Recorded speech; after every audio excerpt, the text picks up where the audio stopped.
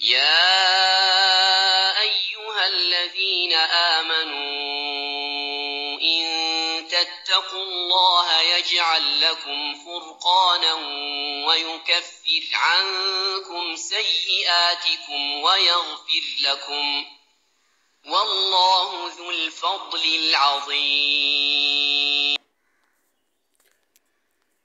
মহান আল্লাহ তাআলা বলেন, হে ঈমানদারগণ, তোমরা যদি আল্লাহকে ভয় করতে থাকো তবে তোমাদের মধ্যে ফয়সালা করে দিবেন এবং তোমাদের থেকে তোমাদের পাপকে সরিয়ে দেবেন এবং তোমাদের ক্ষমা করবেন।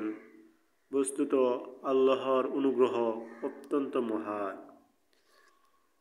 এই আয়াত দ্বারা আমরা বুঝলাম যে মহান আল্লাহ রাব্বুল আলামিন ঈমানদারদেরকে উদ্দেশ্য করে বলতেছেন, তোমরা যদি আল্লাহকে ভয় করতে থাকো তবে তোমাদের মধ্যে ফয়সালা করে দিবেন এবং তোমাদের থেকে তোমাদের পাপকে সরিয়ে দিবেন এবং তোমাদের ক্ষমা করবেন। আল্লাহ অত্যন্ত অনুগ্রহশীল, মহান। তো আল্লাহ তাআলা আমাদেরকে আল্লাহকে ভয় করতে বলেছেন, যার মাধ্যমে আমরা কি করতে পারবো? আল্লাহ তাআলা নৈকট্য লাভ করতে পারবো। এবং আমরা পরবর্তী আয়াতে আমরা শুনি আল্লাহ তাআলা সূরা আনফালের 29 নম্বর আয়াত এবং 30 নম্বর আয়াতে আল্লাহ তাআলা কি বলছেন তা আমরা এখন আবার শুনবো। এখন আমরা শুনবো সূরা আনফালের 30 নম্বর আয়াত। يمكر بك الذين كفروا ليثبتوك أو يقتلوك أو يخرجوك ويمكرون ويمكر الله والله خير الماكرين।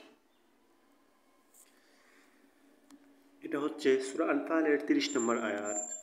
আর কাফেররা যখন প্রতারণা করত আপনাকে বন্দী অথবা হত্যা করার উদ্দেশ্যে কিংবা আপনাকে বের করে দেওয়ার জন্য, তখন তারা যেমন ছলনা করত তেমনি আল্লাহ ছলনা করতেন। বস্তুত আল্লাহর ছলনা সবচেয়ে উত্তম।